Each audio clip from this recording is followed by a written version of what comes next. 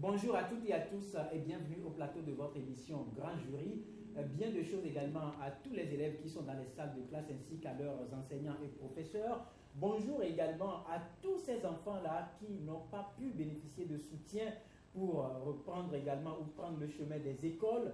Bonjour à vous, parents, qui êtes restés sur les lits des hôpitaux et sans toutefois pouvoir assister à la rentrée de vos enfants. Bonjour également à toutes ces personnes qui croupissent derrière les barreaux. Je veux parler des personnes qui sont dans les prisons du Togo de Lomé à Saint-Cassel, qui n'ont pas pu également assister à la rentrée scolaire de leurs enfants. Bien de choses à vous toutes et à vous tous, à tous les leaders d'opinion du Togo, à tous les leaders de partis politiques, à tous les hommes politiques et à ces rares hommes d'État que le Togo dispose ou semble avoir disposé. Bien de choses à tous les journalistes qui font le tour des studios tous les jours que Dieu fait pour éclairer la lanterne. Bonjour également à tous les conducteurs de taxi-moto qui semblent devenir les premiers écouteurs, les premiers fidèles de toutes ces émissions-là qui passent, les plus informés au Togo. Ils sont plus qu'agents de renseignement. Bonjour à vous toutes et à vous tous. Nous sommes à ce plateau ce matin pour aborder deux grands sujets, notamment la rentrée scolaire 2015-2016, et avec les conditions de travail et de vie du personnel de l'enseignement et les défis de l'éducation pour tous au Togo. Et notre deuxième sujet, nous posons le problème de l'armée entre politique et peuple, le cas du Burkina Faso, et parlant bien sûr du rôle de l'armée dans nos pays. Nous ferons le tour au Niger avec Mamadou Tanga, en Centrafrique avec François Bouzizé, au Burkina Faso avec le général Gilbert Diendéré, en Côte d'Ivoire avec Robert Guéhi et tous les autres hommes qui lui ont succédé. Nous allons également jeter un regard sur notre pays, le Togo, parce qu'il est bien de parler de soi-même.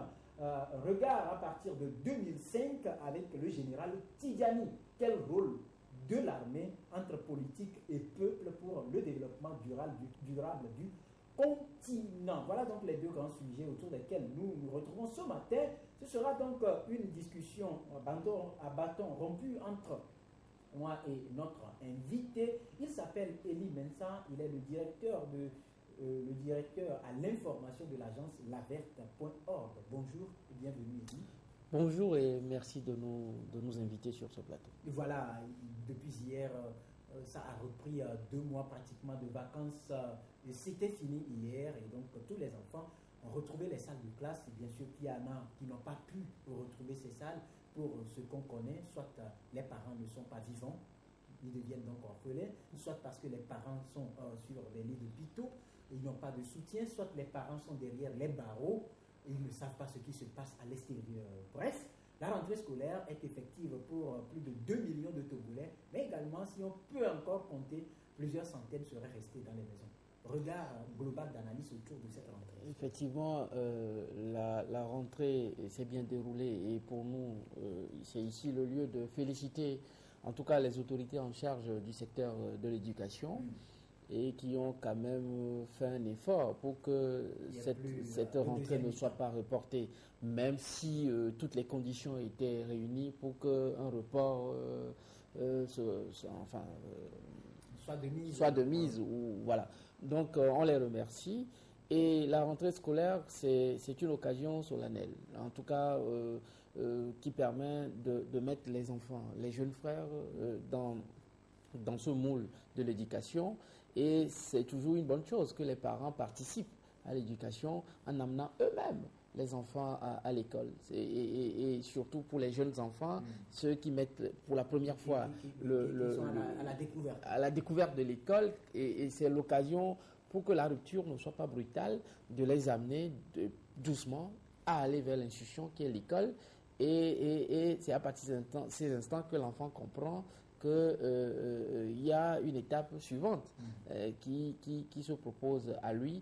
Et donc c'est toujours une obligation pour les parents de faire l'effort d'utiliser les enfants, de payer les fournitures qu'il faut pour les enfants et de mobiliser les moyens pour qu'on évite de les renvoyer. Malheureusement, dans nos contrées, l'éducation de nos jours est devenue élitiste et sélective et ça fait que le milieu... Ce n'est pas une obligation. Oui, bon, je sais pas vraiment, mais je voudrais simplement dire qu'aujourd'hui, le pauvre, il lui est difficile de s'instruire parce que les conditions...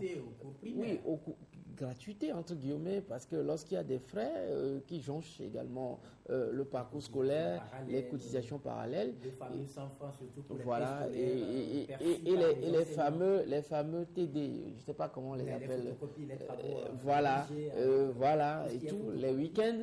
Et je crois que franchement, l'éducation, elle est sélective et elle est chère, comme dans tous les pays du monde aujourd'hui. Et donc, il est important, lorsque vous êtes parent, de franchement investir dans ces enfants. Et investir, c'est mobiliser les ressources. Et mobiliser les ressources, c'est avoir un travail décent qui vous permette de nourrir, d'entretenir et d'éduquer votre famille. Donc, je voudrais ici exprimer ma gratitude à tous les parents qui ont pu cette année, malgré les difficultés économiques, ont pu quand même assumer leurs responsabilités. Et je crois que les enfants également sont tenus au résultat. Au résultat, voilà. Dites-moi, est-ce que vous vous souvenez de votre premier jour à l'école? Comment ça a été? Papa vous a accompagné et tout? Oui, le premier jour à l'école, j'ai également un fils qui a commencé hier. Et qui vous a fait rappeler d'abord ce moment-là. Ce souvenir. Et vous savez, c'est toujours un plaisir. Le jour, ça m'a marqué parce que d'abord, c'est dans les années 80. Et vous voyez, papa, il était sorti avec un appareil photo et il m'a pris en photo. Et tu peux croire que la photo, je l'ai toujours sur moi, je l'ai dans ma voiture tout à l'heure avec moi. Pas dire que je viens de voir la photo. Voilà, donc j'ai la photo. Mon premier jour à l'école, je l'ai. Et il était question qu'on m'emmène à l'école. Donc, j'avais déjà un grand frère qui allait à l'école, qui était devant, qui était habitué à l'école. Voilà, il était un peu avancé. Et donc, c'est lui qui m'a pris la main, en plus de papa et de maman. Tout le monde s'est réveillé plus tôt. Je ne comprenais pas ce qui se passait. C'était solennel. Et c'était mon premier jour à l'école. Et j'ai découvert l'école. L'école à l'époque, vous savez, on chicotait dans les classes suivantes, dans les classes voisines. Il y avait des cris. Il y avait des bruits de bâtons et tout. Et ce n'était pas facile. C'est pas comme aujourd'hui. Il y avait ce qu'on appelle aussi brimade, parce que les aînés qui étaient là avant vous, et effectivement, ils font la loi. Ils font la loi, vous arrivez. Il y a les majors dans les classes. Bien. Il y a les majors au cours de la récréation, c'est-à-dire les majors qui ont leur camp et tout. C'est un peu... Sinon, c'est quand même un souvenir qui est intéressant, inoubliable. Et j'ai tenu hier à aller à l'école, à aller inscrire mon fils, moi-même, et la rupture n'a pas été facile. Et il a compris. Il y a des cris de pleurs qui passent ah oui. Et là, franchement, j'étais obligé à midi de repasser pour demander à la directrice comment il se comporte. Et donc, c'est de là où il y a le cahier de correspondance. On a mis des éléments.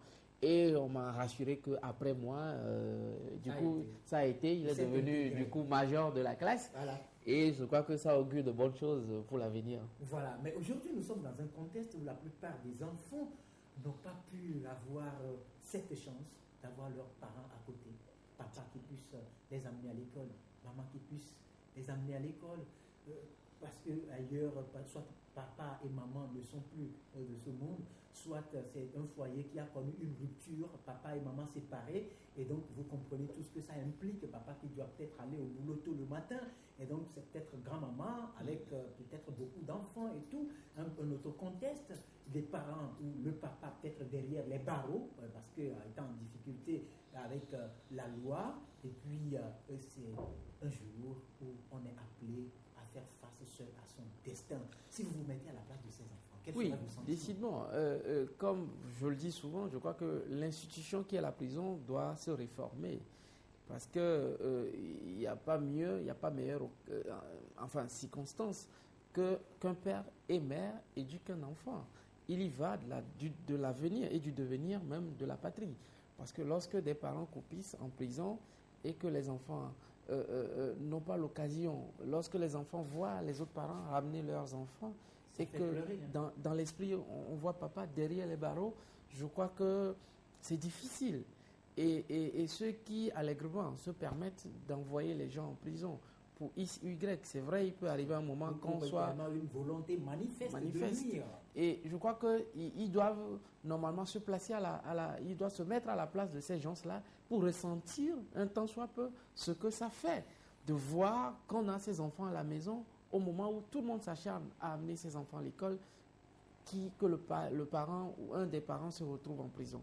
Je crois que fondamentalement, cela nous interpelle. Cela interpelle nos consciences. Si conscience encore il y en a, je crois qu'il faut que nos autorités revoient un certain nombre de choses. S'il faut créer un cadre où en une demi-journée, on permet aux prisonniers d'être en contact avec sa famille, le temps de voir ses enfants, d'échanger avec ses enfants, de donner des consignes à ses enfants, je crois que c'est important, c'est extrêmement important. Il faut trouver un circuit, il faut trouver un mécanisme qui permette à ces gens-là, qui sont privés de liberté, d'intervenir dans l'éducation de leurs enfants. Et toute ma pensée à tous ces parents-là en difficulté en ce moment, toutes mes pensées aux parents également qui sont là, mais qui n'ont pas les moyens, et ce qui n'est pas de leur volonté, mais qui n'ont pas les ressources qu'il faut pour amener les enfants à l'école. Je crois qu'il faut une solidarité générale. Si vous avez les moyens, quand même aider l'autre parent qui n'a pas à côté, le voisin, voilà, également, et participer à l'éducation de ses enfants. Je crois que c'est en cela qu'on sortira grandi, c'est en cela que le Togo sera un pays fort. Vous avez parlé d'un truc aujourd'hui, éducation sélective dans notre pays. Est-ce que cette façon d'éduquer les enfants qui constituent la relève de demain arrange notre pays à la quête aujourd'hui du développement durable? Fondamentalement, non. C'est vrai que des efforts ont été consentis. Et lorsqu'aujourd'hui on parle de la gratuité, entre guillemets toujours, de l'école, aujourd'hui, donc ça permet au moins d'avoir des enfants qui auront quand même minimum fait le cours primaire. Voilà. Et c'est une bonne chose. Mais plus loin aujourd'hui, le public n'arrive plus à contenir la demande. Et l'éducation, le secteur public n'offre plus, en tout cas, ce qu'il faut, n'arrive pas à contenir l'effectif à la demande qui demande l'éducation. Ce qui fait que le privé s'est invité. Mais je tiens à rappeler que, par exemple, dans le système américain, il y a plus d'universités privées que publiques. Donc l'éducation est quand même privée dans les grands pays, surtout aux États-Unis. Et c'est extrêmement cher, l'éducation. Donc il faut que les parents comprennent un fait, c'est que l'éducation aujourd'hui, c'est un investissement. C'est un investissement, surtout avec le système LMD qui permet surtout d'avoir plusieurs cordes à son arc. Je crois que c'est important de mobiliser déjà des moyens. Et c'est en cela que les institutions financières doivent trouver des solutions, doivent trouver des produits dans lesquels les fonctionnaires et les privés se retrouvent pour assurer l'éducation des enfants. Parce que nous sommes quand même un fruit du public. Et nous ne sommes pas des moindres quand même. Ici, sur ce plateau, nous sommes un résultat pur produit du système éducatif togolais. Et nous n'avons pas grand-chose quand même envié à ceux qui ont fait l'autre système au niveau américain ou européen. Mais certes, il y a toujours une différence. Lorsque vous échangez avec quelqu'un qui fait le système américain, par exemple, et où il a appris les bases et les éléments fondamentaux de l'économie libérale, vous pensez que l'approche, la démarche, qu'il soit entrepreneur ou fonctionnaire, c'est totalement différent. Et donc, c'est en cela que nous, ici, nous devons avoir à l'esprit que l'éducation, aujourd'hui, c'est un investissement, et c'est un investissement lourd. Et vous avez aujourd'hui de l'instruction à 1 million, à 1,2 million. Aujourd'hui, un master, vous l'avez minimum à 1 million. Et vous voyez donc des gens... C'est raisonnable pour le citoyen togolais. Oui, parce que le marché de l'emploi a des exigences. Et c'est des exigences qui ont un coût. Lorsqu'il faut déplacer un professeur de la France pour venir dispenser un cours sur le Togo, et ça a un coût. Et donc, les parents doivent comprendre que aujourd'hui, le monde est élitiste. Aujourd'hui, le leadership, ce n'est pas la providence qui la propose. Mais aujourd'hui, pour avoir de la compétence, il faut investir. Mais nous sommes face à une situation que nous appelons faiblesse du pouvoir d'achat dans notre pays. Vous avez également une idée sur le SMIC par rapport au panier ou à tout le poids du panier de la ménagère. Est-ce qu'aujourd'hui, vous voyez la majorité des Togolais, puisque quand vous avez la grande citation qui dit qu'une minorité s'accapare des ressources du pays, ce qui veut dire que la majorité gît dans la misère, est-ce que vous voyez cette majorité pouvoir embrasser cette nouvelle forme d'éducation? C'est difficile, et c'est extrêmement difficile. Et moi, au risque d'être redondant, au risque de heurter des consciences, je dis le budget chaque année est un reflet essentiel. C'est un reflet du caractère prioritaire que l'officiel donne, l'autorité donne à un certain nombre de secteurs. Déjà, lorsque vous voyez le budget du Togo, j'ai une fois même proposé qu'on me donne les chiffres du budget dans la santé de l'indépendance à nos jours. Je ne l'ai pas eu. Je n'ai pas les chiffres. Et également, il y a un déficit de chiffres chez nous. On n'a pas les agrégats pour faire des analyses. Ouais. Et vous voyez l'investissement, et la ligne qui est proposée à l'éducation, elle est faible. Vous voyez la ligne proposée à la santé, vous voyez la ligne proposée à d'autres secteurs prioritaires. Et donc, jusqu'à preuve de contraire, je crois que les faits contrastent lourdement avec les réalités. Et si le Togo se veut un modèle de développement, nous devons pouvoir allouer davantage de moyens à des lignes comme l'éducation. Voilà, donc il va être difficile pour les parents qui sont SMIC, 35 000 francs CFA, je vous en prie, difficilement de payer le loyer, de payer l'électricité, d'habiller, de nourrir et de proposer une éducation de qualité aux enfants. Et donc, ce qui affaiblit davantage le système éducatif, indirectement, parce que le ventre affamé n'a point d'oreille. Voilà. Et puis, il y a dans tout ça, en matière de réflexion, il y a un Togolais qui propose ce qu'il a baptisé idéal togolais. C'est l'une des lignes, et c'est bien sûr Sir Ademayakor, que je salue au passage, qui estime qu'on doit arriver à un niveau par rapport aux aspirations profondes de développement du Togo, exiger qu'aucun Togolais ne doit plus sortir du cursus scolaire avant le bac 2.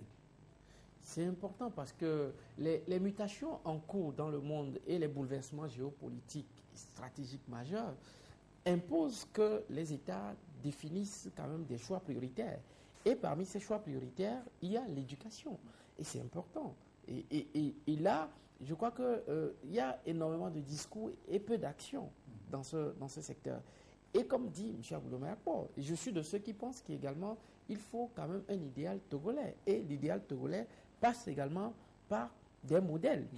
Aujourd'hui, lorsque les aînés ne sont pas des modèles pour la jeunesse, il est difficile de montrer la voie. Voilà. Et donc, l'idéal togolais, je suis triste. Même ce matin, j'ai entendu un leader politique qui, franchement, les politiques togolais, la classe politique togolaise a échoué.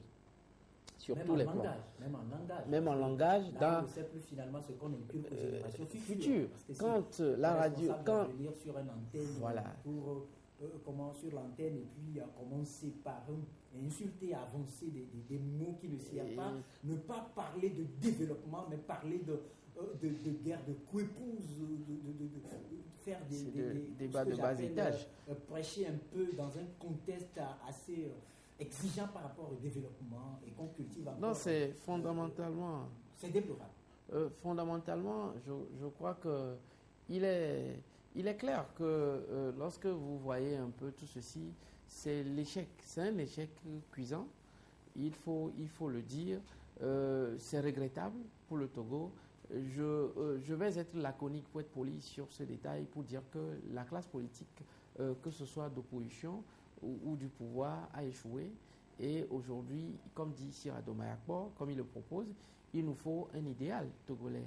Et l'idéal togolais passe par davantage de moyens dans le secteur de l'éducation, passe également par une refonte même de cette classe politique et également pour permettre au Togo de faire partie quand même des États normaux. Voilà, mais parce que ici, le point important, c'est que quand vous prenez lors des joutes électoraux, vous voyez par exemple tous les programmes proposés, vous avez la majorité des Togolais qui ne votent pas les programmes. Pas parce qu'ils comment dirais-je, refusent de lire ces programmes, parce qu'ils n'ont pas d'idée en matière de lecture de programmes, parce que leur niveau intellectuel ne leur permet pas de mesurer l'ampleur de ces programmes proposés, de les arrimer à leurs exigences, à leur niveau, à leur réflexion, en point de vue par rapport à leur développement. Et donc aujourd'hui, vous voyez un tout petit peu au Togo, vous voyez que tous les enfants qui arrivent, il y en a qui quittent déjà les bancs à partir du cours élémentaire CE. Il y en a qui, après le CEPD, sont obligés de quitter. Il y en a qui, après l'échec au CEPD, quittent. Après l'échec au BPC, on quitte. Après l'échec au baccalauréat, première partie ou deuxième partie, on est obligé de quitter. Ou maintenant, après même l'obtention du bac 2, on tient la tête parce qu'on regarde déjà les universités comme une brousse où il y a déjà un nombre important qui n'a pas d'idée sur son sort par rapport à l'avenir. Et donc, on se dit, est-ce qu'il faut encore aller là? On est obligé de se verser dans la nature, comme on le dit, sans avoir d'issue favorable. D'où l'importance aujourd'hui quand même d'investir dans ce secteur, parce qu'il faut permettre aux gens d'arriver à lire leur avenir. C'est extrêmement important. C'est extrêmement important. Aujourd'hui, il y a les raisons qui expliquent la déperdition scolaire sont nombreuses. Et parmi ces raisons, il y a aujourd'hui le fait que l'école ne propose plus les aspirations de la jeunesse. Et j'ai dans une tournée récente que j'ai réalisée à l'intérieur du pays, j'ai quand même vu une institution qui propose un BT, donc une formule, un BT en agroécologie. Et donc c'est un bac.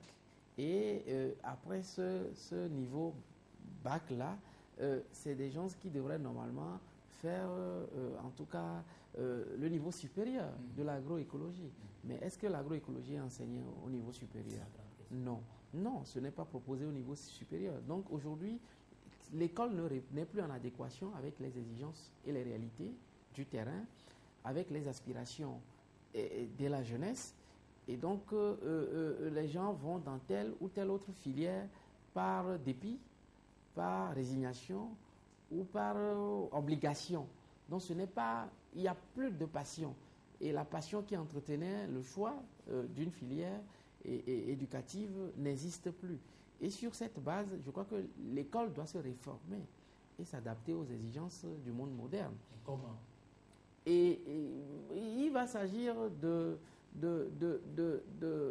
créer l'adéquation. Parce que là, vous l'avez évoqué tout à l'heure, quand vous prenez par exemple le programme qui est enseigné, aujourd'hui nous sommes à l'ère de l'Internet avec des ordinateurs, des tablettes et des programmes qui sont des programmes, des logiciels qui sont proposés. Quand vous prenez par exemple Facebook, WhatsApp et tout, vous avez par exemple des grands frères dans les coins les plus reculés qui n'ont pas d'idée sur l'existence de ces matériels qui rentrent dans le vécu quotidien par rapport au modernisme aujourd'hui. Et effectivement. Et on continue d'enseigner, comment vous l'appelez, la dactylographie. Toujours.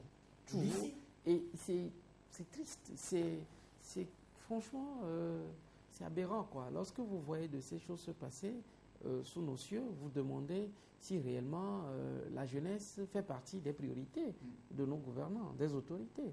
Comment on peut apprendre aujourd'hui la dactylographie à l'heure de l'Internet? C'est incroyable.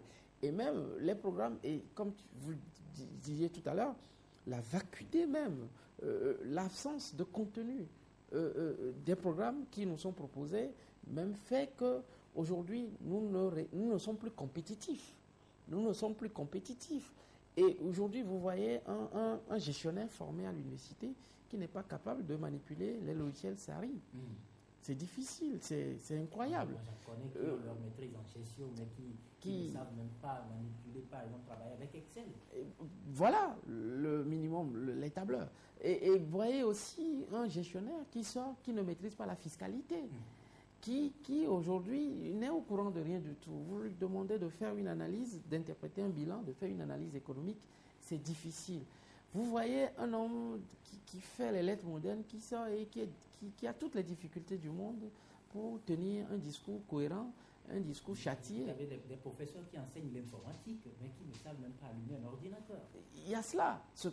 On m'a appris l'algorithme, on m'a appris babage, non, c'est vrai, on m'a appris des là, choses. Je ne blague pas, non, je dis la vérité. Non, franchement, vous avez des informaticiens qui ne distinguent même pas un écran d'une unité centrale. Mais qui enseignent l'informatique.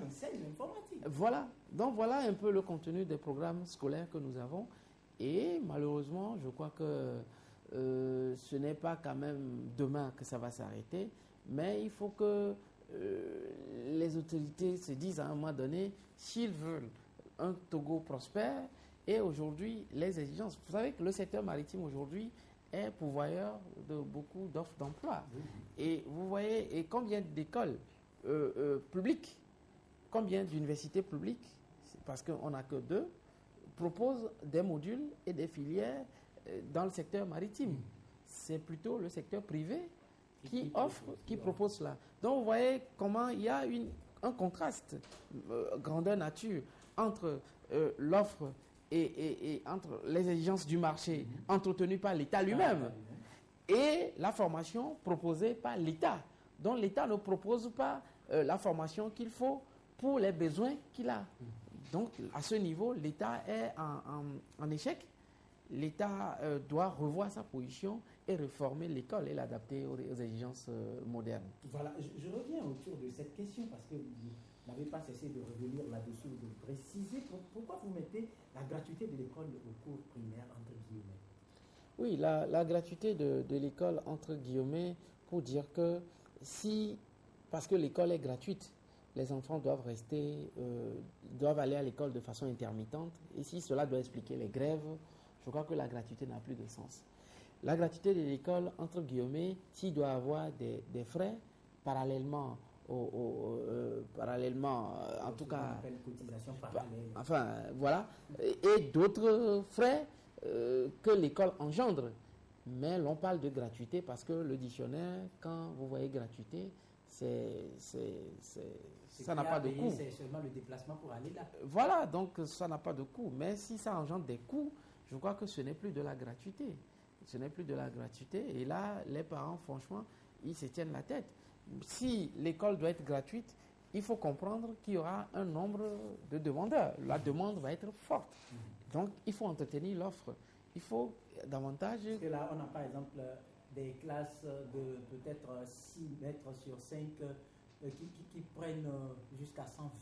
Jusqu'à 120. Il y en a qui s'asseyent à 3 dans un banc. Et il y a des réalités. Malheureusement, c'est notre pays. Quand vous faites le tour, mais de plus en plus, je crois qu'il y a de l'effort qui est fait. Il y a des efforts qui sont consentis. Avant, vous avez des localités comme Badja qui n'avaient même pas de lycée. Vous avez d'autres localités à l'intérieur du pays. Aujourd'hui, même chez nous proches, dans les lacs, avant, tout le monde dans les lacs, les gens étaient obligés de se rabattre sur Zébévi et tout. Donc, mais aujourd'hui, il y a un peu partout des lycées un peu à Vaughan, des lycées à Desroses, des lycées à Clacou, des lycées un peu partout.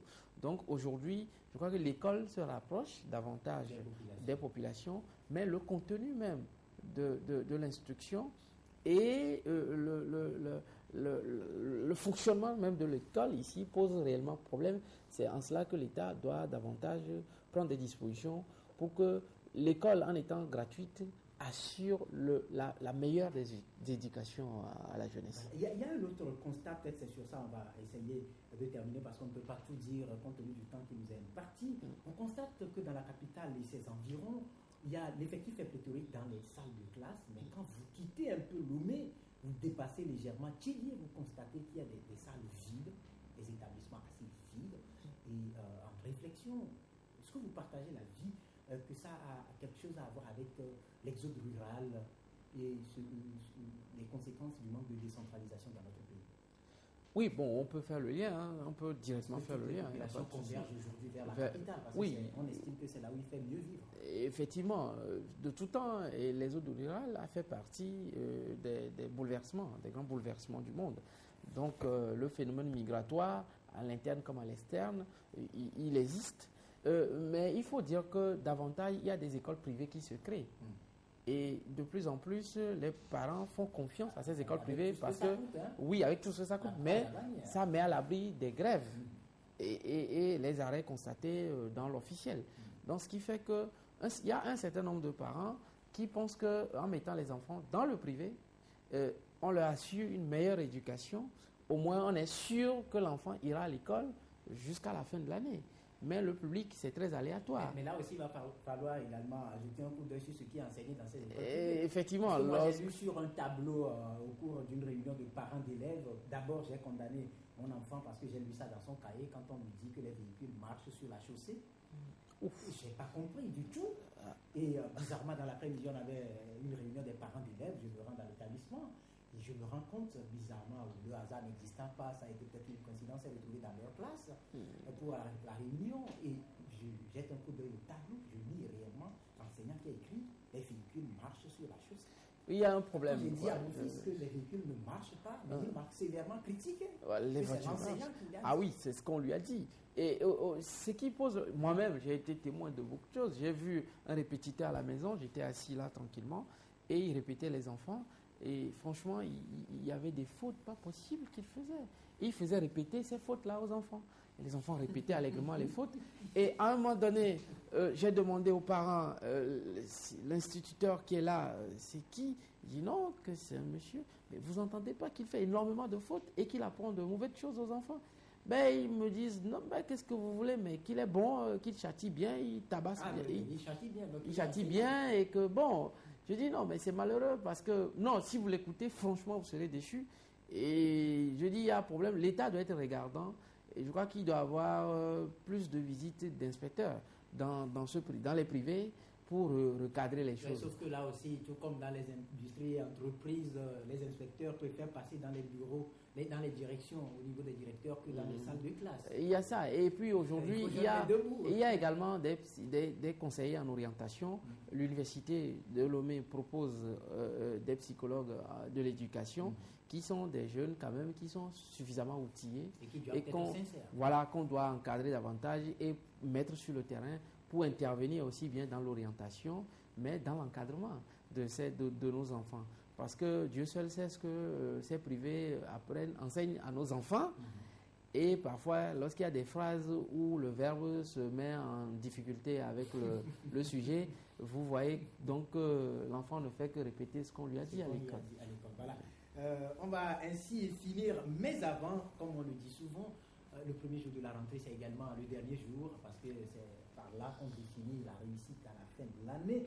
Quel mot vous avez à l'endroit et des parents, et des élèves, et des enseignants, pour que cette année soit exemple de difficulté? Bon, à l'endroit des enseignants, ils ont les raisons du monde pour demander une amélioration des conditions. Mais aujourd'hui, quand on compare les conditions des enseignants aux conditions d'il y a quelques années, à leurs conditions d'il y a quelques années, je crois qu'il y a eu quand même des avancées. Il y a eu des avancées, qu'on ait le courage de le reconnaître. Il reste à faire, comme dans tous les autres secteurs. Mais étant un secteur prioritaire, l'État a l'obligation d'être regardant. Mais aussi, je voudrais demander à l'État, parce que jusque-là, les primes de bibliothèque et de rentrée n'ont pas été versées. Beaucoup de doutes. Voilà, donc il y a des doutes légitimes aujourd'hui sur ce que demain les grèves recommencent. Donc l'État, en tant qu'autorité suprême, doit avoir un rôle avant-gardiste et anticiper sur ces phénomènes. Mais aussi, je crois que à l'endroit des parents, d'être regardants, parce qu'aujourd'hui, ce que l'Internet et les télés nous proposent, Dieu seul sait, les adultes de demain qu'on est en train de construire. Donc d'être regardant sur les programmes Internet et télé, leur contenu, et d'accompagner sur cette balle les enfants. Mais au niveau des enfants surtout, pour réussir à l'école, il faut être passionné. Il faut être extrêmement passionné. L'école, c'est une passion. Quand vous n'êtes pas passionné, vous n'allez pas réussir. Votre papa peut avoir des millions. Si vous n'êtes pas passionné, vous n'avez pas un avenir garanti. Mais de l'autre côté également, aujourd'hui, ils ont la chance d'avoir l'Internet. Nous, on n'avait pas l'Internet. Et on déambulait, on allait de bibliothèque en bibliothèque. Aujourd'hui, il y a Google, vous avez tout ce que vous voulez. Mais tout ce qu'il y a sur Internet n'est pas une référence. Il faut faire attention. Mais ils ont la chance d'avoir l'Internet, de se cultiver. Mais ce qui distingue deux hommes instruits, c'est la culture. Donc, de se cultiver, au-delà des programmes scolaires, de lire, de beaucoup lire, parce que il y a une rupture par rapport à la lecture. On ne lit plus suffisamment, ce qui fait que, excusez-moi, le niveau baisse. Le niveau du français, surtout dont on parle, on ne peut le relever qu'à travers la lecture. Donc, les clubs de lecture qu'on avait et les concours de dictée qu'il y avait stimulaient davantage les élèves. Et je crois que c'est des éléments à revisiter, à remettre en selle pour que l'école au Togo retrouve ses lettres de noblesse. Voilà, et puis pour ajouter, on va également appeler les élèves à éviter un tout petit peu ce qu'on appelle syndrome du millénaire, le phénomène WhatsApp, qui les empêche de suivre également les cours. Parce que vous voyez des élèves qui sont tout le temps avec leur téléphone portable, qui ne s'intéressent pas à ce que l'enseignant est en train d'écrire au tableau. C'est de nouveaux défis à l'école. Donc aujourd'hui, je crois que l'école doit s'adapter à son temps. On doit pouvoir éteindre son téléphone quand on est à l'école. Un téléphone qui sonne ou qui vibre doit être récupéré.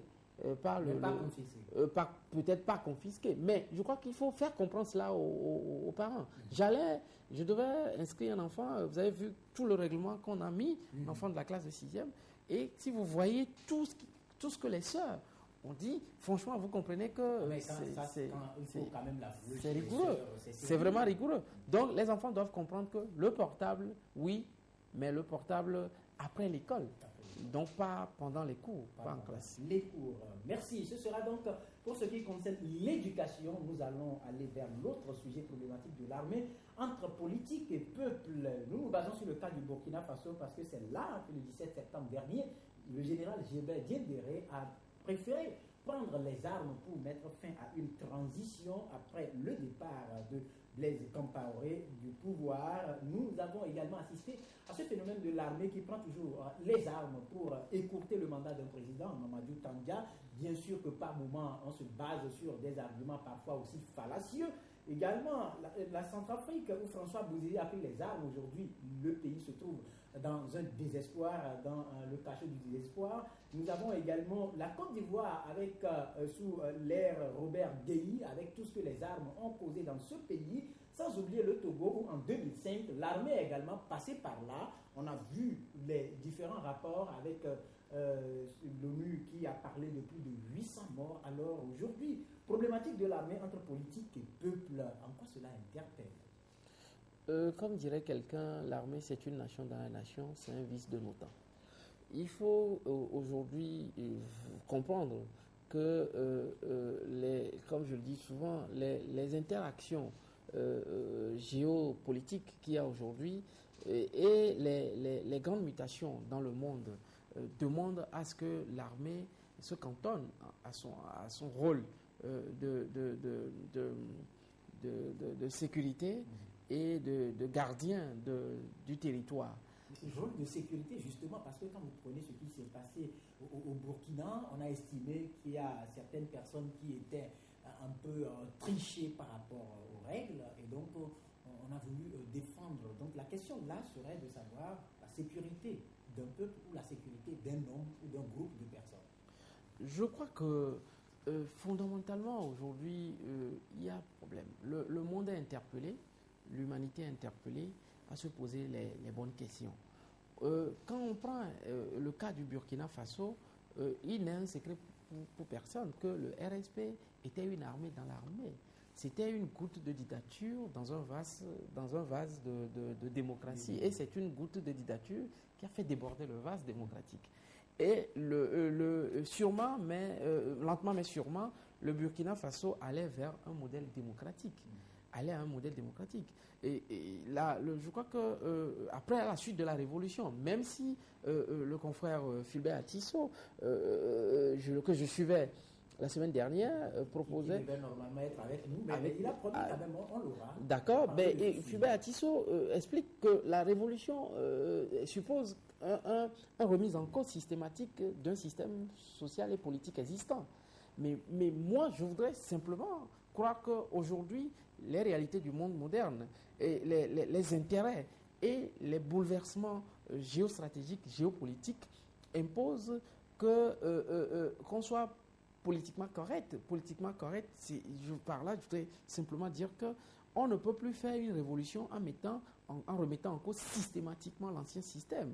Aujourd'hui, il impose qu'on passe par une case de transition avant d'aller vers l'instauration de nouvelles autorités. Parce que le monde n'est plus disposé à accepter les révolutions et les coups d'État, quels qu'ils soient, de nature civile ou militaire. Et donc, il est normal qu'on passe par la case de transition.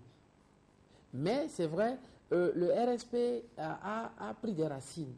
C'est un système militaire qui a duré Et il n'est plus un secret pour personne. Dévoué quand même à une personne, mais dévoué à un système surtout. Parce que la personne n'y est plus, mais le système demeure. Et donc, l'armée était le cordon ombilical d'un système. Et n'oubliez pas également que le Gilbert Diendéré également était l'œil et les oreilles aussi bien de la France et des États-Unis. C'était quand même un agent de renseignement et qui était un homme politique de poids dans la sous-région. Et donc, cela explique aujourd'hui le caractère impavide du général Diendéré. Aujourd'hui, selon les dernières informations, est en train de faire entorse au désarmement. Mais plus loin également, le cas burkinabé a montré le caractère mièvre des institutions que sont la CEDEAO et les autres institutions. Vous avez vu les limites. La CEDEAO n'a pas été politiquement correcte. Parce qu'en proposant d'amnistier, comme dirait l'autre, des terroristes ou quand même des assassins, des gens qui ont tiré des balles réelles sur des fils et filles du Burkina Faso. Et lorsqu'on demande de les amnistier, avant toute chose, je crois que c'est quand même facile. C'est quand même trop facile. Certes, ça devrait faciliter les choses, mais vous avez vu aujourd'hui, Diendéré, à la suite de la CEDEAO, est en train de faire entorse au désarmement. Donc ça veut dire que Diendéré n'a que faire de la CEDEAO. Donc la CEDEAO aujourd'hui est pour... Est-ce que la faute ne provient pas de la CEDEAO elle-même? Parce qu'après avoir proposé l'amnistie, la CEDEAO a proposé l'amnistie, et par après, les autorités de la transition ont carrément décidé de la dissolution pure et simple du corps, avec le désarmement ordonné par le général Zagré. Aujourd'hui, quand vous faites le truc, est-ce que ce n'est pas la CEDEAO qui a plutôt prêté le front à ce jeu?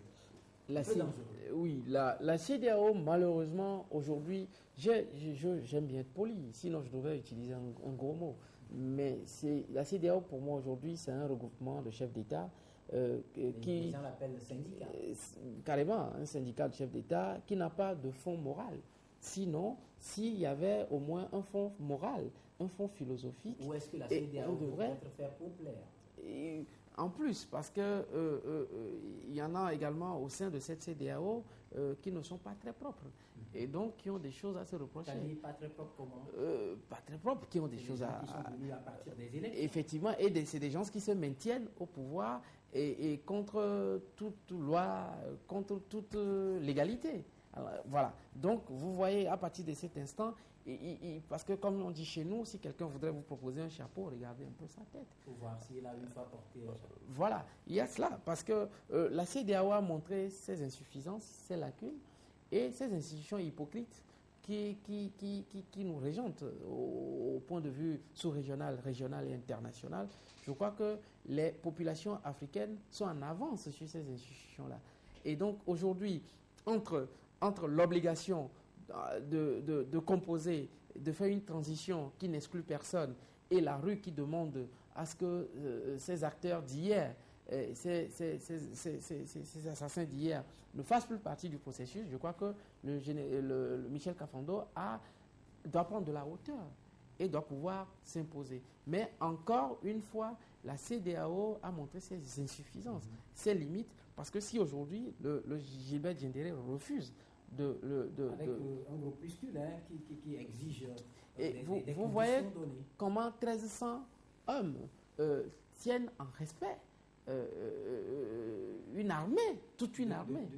Donc vous comprenez que c'est une armée dans l'armée et c'est une armée qui a énormément de racines. Mais il y a ça dans la plupart de nos États et beaucoup d'observateurs et de leaders d'opinion estiment qu'on doit pouvoir divorcer avec cette pratique une armée dévouée à un système et tout, avoir carrément, purement une armée républicaine. Oui, comme dirait Montesquieu, il faut pour qu'on ne puisse pas abuser du pouvoir, il faut que par la disposition des choses, le pouvoir arrête le pouvoir. Et je refuse de croire et de penser un seul instant qu'on peut faire des mesures en non constitutionnel la règle du moment où on les juge indispensables. Et si le monde doit fonctionner sur cette base, je crois qu'on n'est pas à l'abri de ce qu'on vient de connaître au Burkina Faso. Et il est aussi important malheureusement, ici, le débat public, il y a un mythe autour. Normalement, c'est des grands débats qu'on doit réaliser avec l'armée elle-même. Il faut redéfinir, recadrer le rôle de l'armée dans la cité. Et aujourd'hui, le monde moderne n'est plus quand même prêt à accepter un certain nombre de choses. Je voudrais surtout revenir, parce que les institutions comme la CEDEAO, malheureusement, aujourd'hui, c'est des institutions qui n'ont pas les moyens de leur politique. Et déjà, vous voyez l'Union africaine, dont le budget de fonctionnement provient de l'Union européenne. Parce que les Africains n'ont pas les moyens de leur politique. Et quand on n'a pas ce qu'on veut, on se contente de ce qu'on a. Voilà, comme dirait Chirac. Parce que c'est important. Les institutions africaines n'ont pas les moyens de leur politique. Et donc, qu'elles arrêtent d'entretenir le folklore et des diplomaties de façade dont on est sujet. Et vous allez voir aujourd'hui, voyez les grandes... voyez par exemple Vladimir Poutine, hier et ce matin, vous allez constater, il a proposé un plan de sortie, d'abord contre les islamistes, et un plan de sortie de crise qui va empêcher l'immigration, qui est en train d'envahir l'Europe. Et donc, quelqu'un qui était en disgrâce hier, si vous appréciez, lorsque vous observez sa proposition, c'est ce qu'on appelle un diplomate. C'est ce qu'on appelle de la grande diplomatie. Et aujourd'hui, il tient en haleine toutes ces puissances. Et ils sont obligés de composer désormais avec Vladimir Poutine. Et donc c'est en cela que je voudrais avoir une Afrique également forte, une Afrique qui, à défaut... On peut l'avoir, l'Afrique forte. Oui, je crois qu'on peut l'avoir. On peut l'avoir par d'abord l'instruction, par l'éducation. Il faut permettre à l'Africain d'avoir accès aux mêmes universités que l'occidental. Il faut se faire d'abord confiance. Et il faut un système social et politique qui implique la base dans les prises de décision. Aujourd'hui, on a comme l'impression, nous ne nous retrouvons pas forcément dans l'action des politiques, des autorités. Et vous verrez que c'est au journal que l'on apprend un déplacement des chefs d'État et une prise d'opposition qui n'engage en rien les populations. Il n'y a pas de débat autour. Et aujourd'hui, la conquête du pouvoir est devenue un sport national où des gens se règlent des comptes sur les radios et les télés. Comment voulez-vous que nous ayons le temps? On offre plus de spectacles sur des débats inutiles. Les politiques sont des acteurs, comment on dit ça dans le théâtre? C'est des acteurs de pièces de théâtre. Ils viennent, ils assurent leur rôle. Il y en a qui ont un grand rôle, il y en a qui ont un petit rôle, il y en a qui décident du jour et de la nuit de l'autre. Et donc, on est dans les petits débats de conquête et d'exercice de pouvoir, ce qui nous éloigne davantage des grandes réalités de ce monde. C'est pourquoi il y en a qui ont affirmé que l'Afrique n'est pas suffisamment rentrée dans l'histoire. Parce que parfois, je suis tenté de croire en cela, parce qu'aujourd'hui, sur les grandes questions, l'Afrique n'est pas invitée. L'Afrique n'est pas entendue. Et comment voulez-vous qu'on vous respecte lorsque vous ne vous faites pas respecter ou lorsque vous constituez la risée du monde? Voilà, donc nous sommes donc pratiquement arrivés à la fin de nos échanges de ce matin autour du plateau de votre émission Grand Jury. Et nous maintenant, aujourd'hui, pour en guise de dernier mot, si vous êtes donné de placer un mot à l'endroit de l'Afrique et ses fils, parce que comme l'a chanté un Ivoirien, les purs ennemis de l'Afrique sont les Africains. Partagez?